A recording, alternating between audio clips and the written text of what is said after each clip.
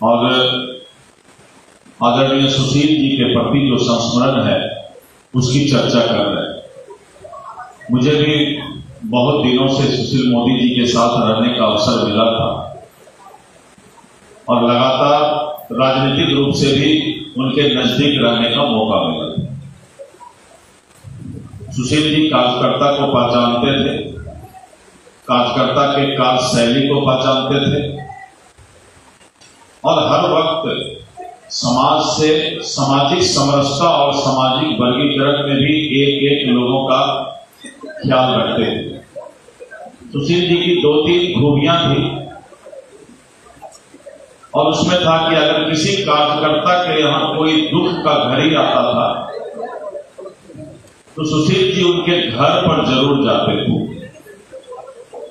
और ऐसा मैंने बहुत बार देखा कि सुशील जी कहीं भी कोई कार्यकर्ता के घर में किसी तरह का मृत्यु हुआ या दुख का घड़ी आया तो 300-400 किलोमीटर तक भी वो जरूर जाकर के उस कार्यकर्ता से मिलते थे।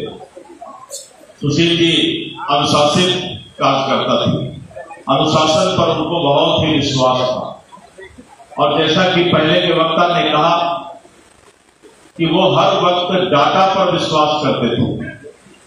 उनके पास एक एक पूरे बिहार का सामाजिक वर्गीकरण और डाटा कि किस तरह तकनीकी रूप से राजनीति किया जाए, इस बात का वो ध्यान रखते थे।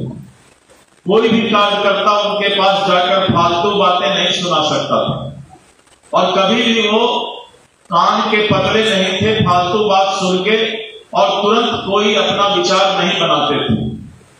अगर उनको लगता था कि ये कार्यकर्ता कुछ ज्यादा बोल रहा है, गलत बोल रहा है, तो उसके मुंह पर वो बता देते थे कि आप ये सही नहीं बोल रहे हैं।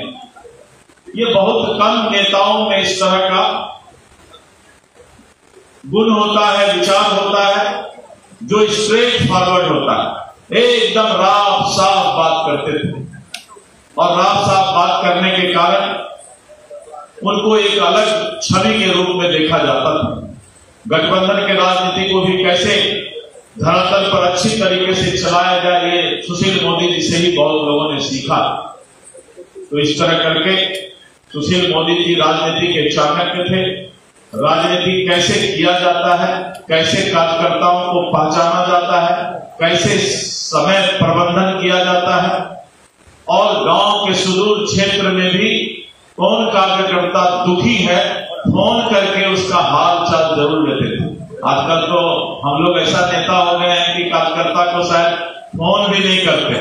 उनके यहाँ सूची बना रहता था कि इस महीना में इस जिला में हम इस कार्यकर्ता को फोन करेंगे और एक छोटे छोटे कार्यकर्ता मंडल अध्यक्ष तक उनका फोन जाता था।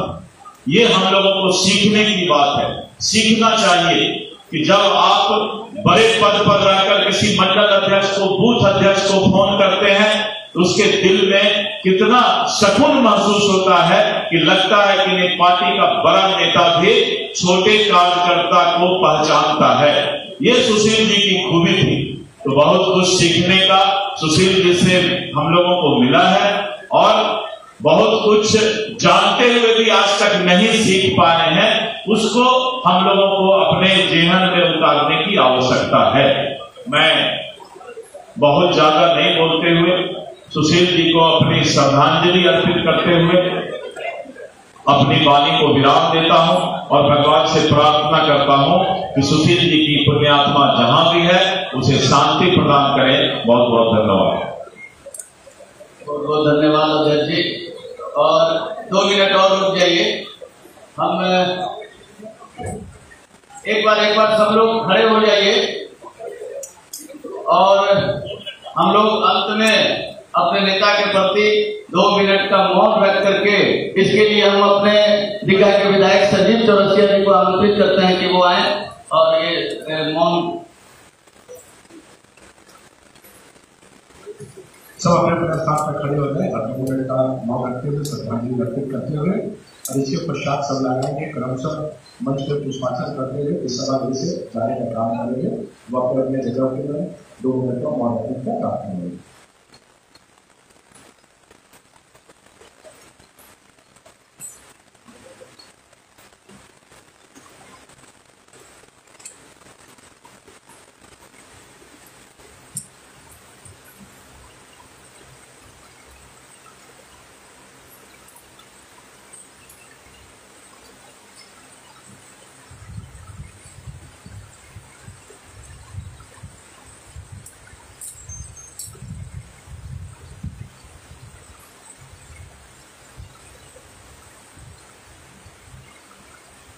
ओम शांति शांति शांति।